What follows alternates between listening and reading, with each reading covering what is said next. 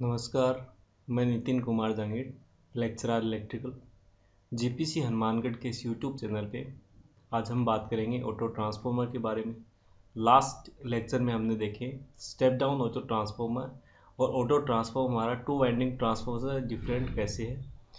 आज हम step up auto transformer और उसकी सेविंग्स या उसके बेनिफिट्स के बारे में देखेंगे। चलिए चलते हैं। लास्ट लेक्चर में है ये हमने सब डिस्कस किए, कॉमन वाइंडिंग क्या होती है, सीरीज वाइंडिंग क्या होती है, स्टेप डाउन ट्रांसफार्मर के बारे में देखा। फिर हमने देखा उसके एमएमएफ बैलेंसिंग इक्वेशन। फिर हमने वोल्ट एम्पियर रिलेशन निकाला था स्टेप डाउन कंडीशन में। फिर हमने input apparent power, output apparent power और रिलेशन निकाला था ये हमारी कंडक्टेड ऑटो और हमारे टोटल के बीच में। चलिए अब हम चलते हैं। देखिए कुछ सबसे पहले कुछ इंपॉर्टेंट पॉइंट्स की बात करेंगे जो आपको रिकॉल करने चाहिए, हम रिमेंबर करेंगे वापस। एक है ऑटो ट्रांसफार्मर ट्रांसफर पावर। हमें पता है कि जैसे टू वाइंडिंग ट्रांसफार्मर होता है वो सिर्फ इंडक्शन के थ्रू, इलेक्ट्रोमैग्नेटिक इंडक्शन प्रिंसिपल पे वर्क करता है और इंडक्शन के थ्रू वो पावर ट्रांसफर करता है।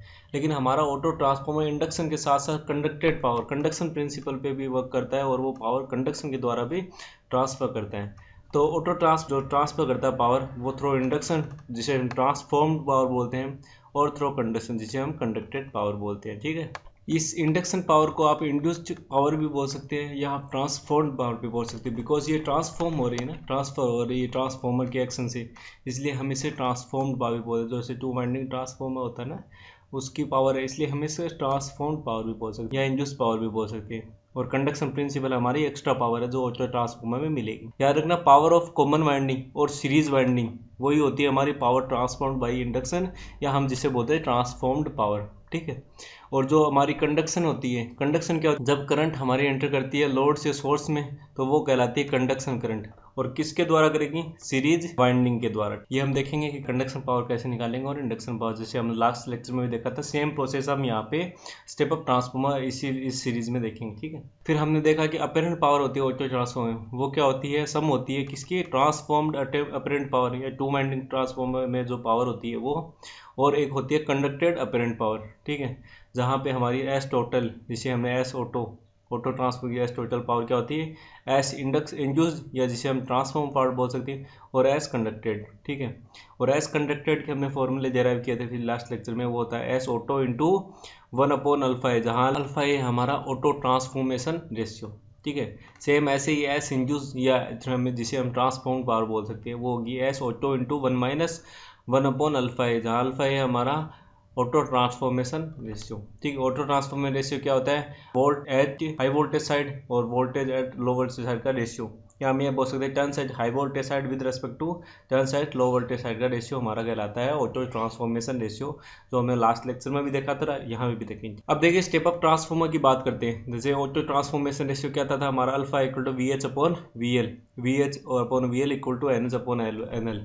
जैसा कि मैंने लास्ट लेक्चर में बताया था, ट्रांसफॉर्मर के क्या होता है कि प्राइमरी और सेकेंडरी फिक्स नहीं होती, सिर्फ ट्रांसफॉर्मर में ये फिक्स होता है कि हाई वोल्टेज साइड कौन सी है और लो वोल्टेज साइड कौन सी है। प्राइमरी और सेकेंडरी का कैसे डिफाइन करेंगे? जहां सोर्स कनेक्टेड हो वो प्राइमरी होगी और जहां पे लोड कनेक्टेड हो वो सेकेंडरी होगी। ठीक है, अगर मान लो आपने लो वोल्टेज साइड पे सोर्स लगाया और हाई वोल्टेज साइड पे लोड लगाया तो वो हो गया स्टेप अप ट्रांसफॉर्मर, और अगर आपने हाई वोल्टेज साइड पे सोर्स लगाया और लो वोल्टेज साइड पे लोड लगाया तो वो हो गया स्टेप डाउन ट्रांसफॉर्मर, जैसे हमने लास्ट लेक्चर में भी देखा था। सेम अब स्टेप अप ट्रांसफॉर्मर की बात करते हैं तो हमारे यहाँ पे सोर्स कहाँ पे लगना चाहिए? लो वोल्टेज वाइंडिंग में, तो ये लो वोल्टेज साइड पे हमने लगा दिया सोर्स, और हमारा लोड कहाँ लगना चाहिए? हाई वोल्टेज साइड, तो हमने हाई वोल्टेज साइड लगा दिया लोड। ठीक है, high voltage side current I H है, लो वोल्टेज साइड ये करंट आई एल है। ठीक है, अब जैसे मैंने एक चीज़ और बताई थी कि ना सीरीज और कॉमन वाइंडिंग क्या होती है। जैसे कैसे बताया था कि कॉमन वाइंडिंग वो हो गई जो दोनों ट्रांसफॉर्मर के प्राइमरी और सेकेंडरी दोनों के लिए कॉमन हो। तो यहाँ पे प्राइमरी और सेकेंडरी के लिए कॉमन कौन सी है? ये पार्ट ऑफ वाइंडिंग, यही पार्ट है ना, कॉमन है, तो ये होगी आपकी कॉमन वाइंडिंग। और ये जो वाइंडिंग है ये इस कॉमन वाइंडिंग के सीरीज में कनेक्टेड है, इसलिए हम इसको बोलने लगे सीरीज वाइंडिंग।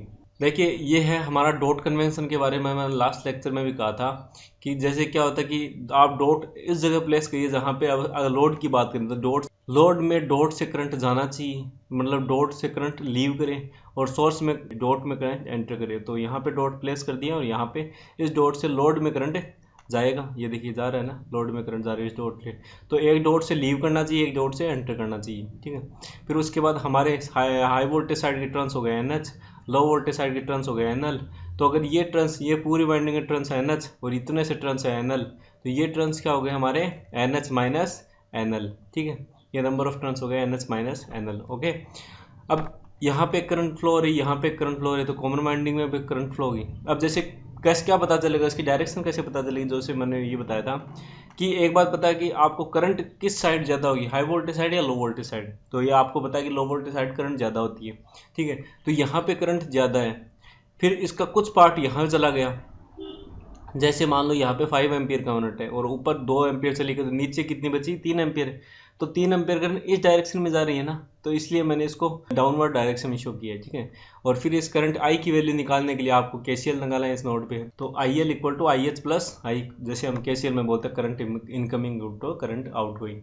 यहाँ से आई कैलकुलेट किया तो वो हो जाएगा I L minus I H. तो ये करंट की वैल्यू क्या हुई, I L minus I H. I L क्यों, क्योंकि करंट आई एल में ज़्यादा होगी ना, लो वोल्टेज साइड में करंट ज़्यादा होती है। ठीक है, इसलिए आई एल माइनस आई एच का। ठीक है, अब देखिए हम एमएमएफ बैलेंस इक्वेशन की देखते हैं। तो एमएमएफ बैलेंस इक्वेशन के लिए मैंने आपको कहा था, जैसे क्या होता है हम लोड कनेक्ट करते हैं, तो लोड कनेक्ट करने से लोड में क्या होता है, करंट ड्रॉ करने लग जाता है। तो प्राइमरी जो हमारा कोर के अंदर फ्लक्स है, वो फ्लक्स का मान कम हो जाता है। क्यों, क्योंकि जो हमारा फ्लक्स होता है लोड साइड, वो अपोजिट डायरेक्शन में होता है। तो वो क्या करता है, मेन फ्लक्स को कम कर देता है। तो उस मेन फ्लक्स को कांस्टेंट बनाए रखने, कांस्टेंट मतलब कांस्टेंट पीक, उसकी पीक को कांस्टेंट बनाए रखने के लिए हम क्या करते हैं, प्राइमरी से ज़्यादा करंट ड्रॉ करते हैं, मतलब सोर्स से ज़्यादा करंट ड्रॉ करेंगे।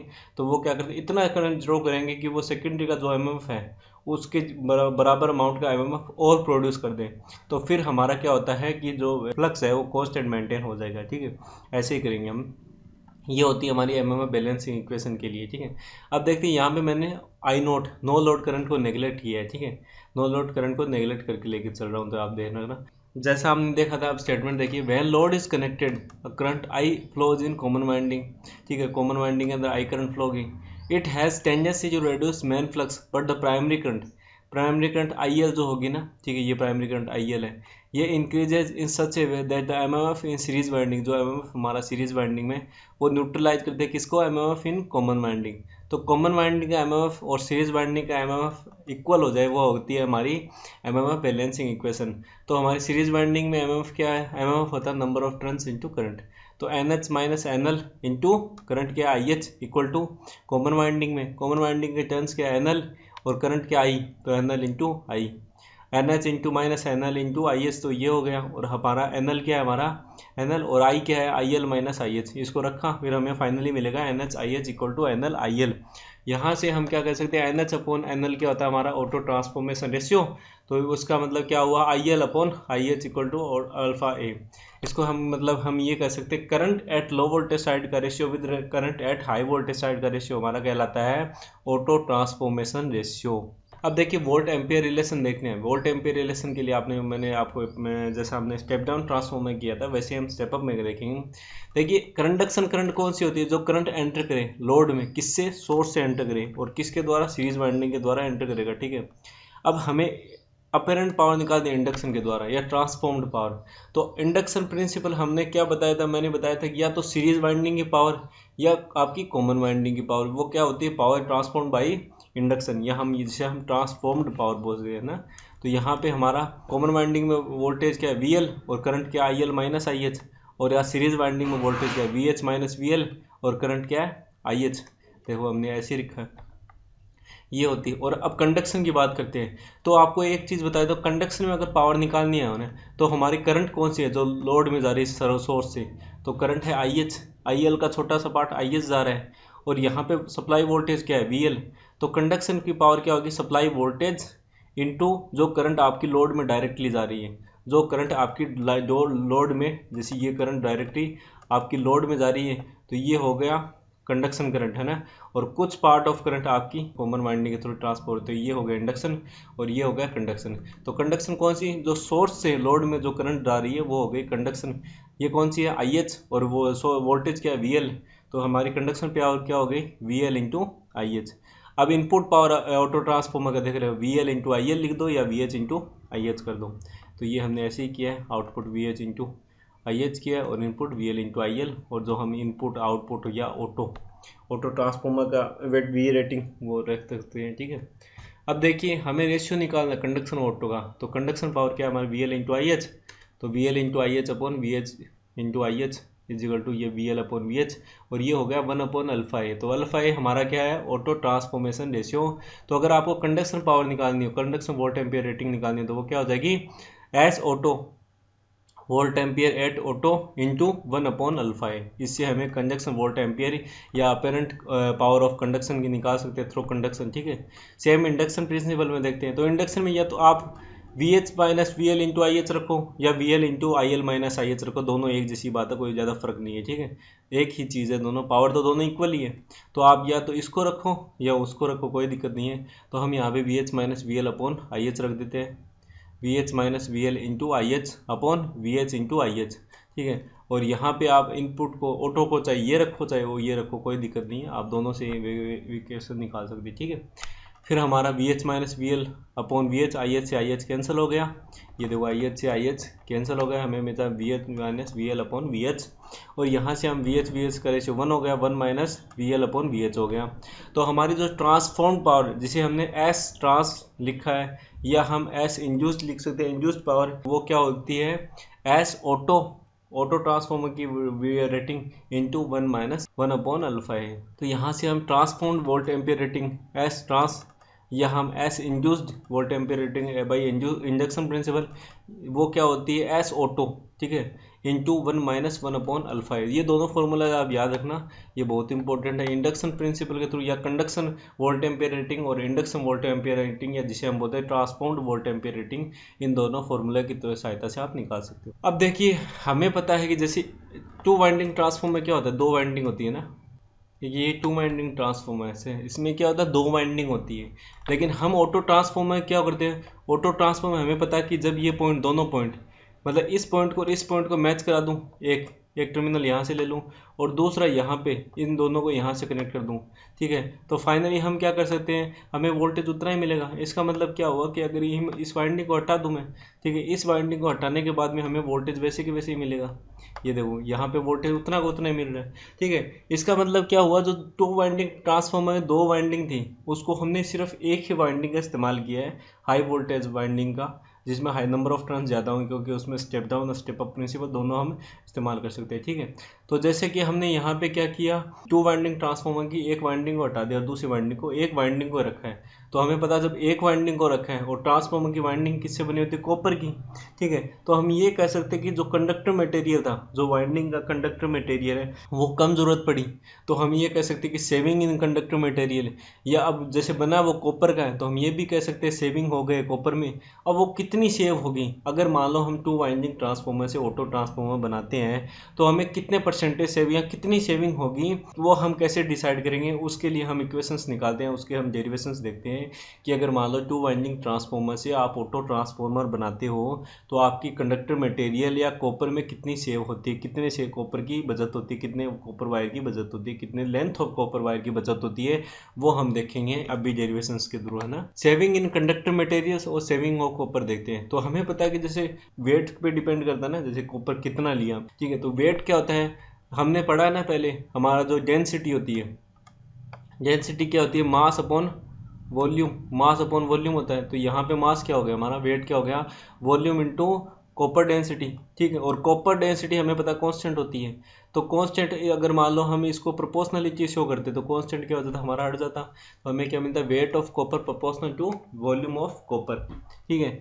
अब वॉल्यूम ऑफ कॉपर क्या होता है, वॉल्यूम ऑफ डिपेंड करता है हमारा conductor cross section area into length, यही होता है ना, V equal to A into L, यही होता है हमारा conductor cross section area into length.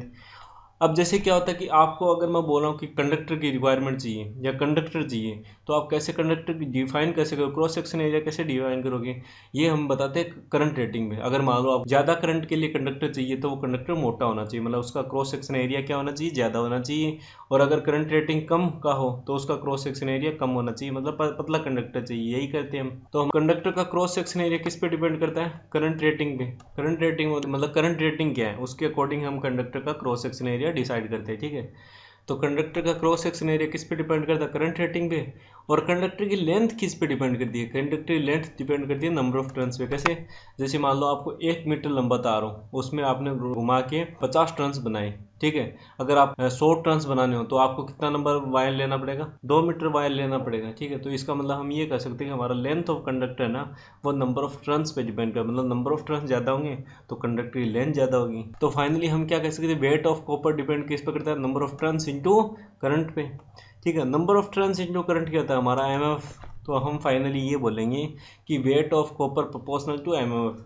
मतलब अगर हमने auto transformer two winding transformer दोनों की एमएमएफ पता है, एमएमएफ अगर दो इक्वेशंस लिख सकते हैं तो हमें ये पता चल सकता है दोनों में वेट, कॉपर का वेट कितना होगा।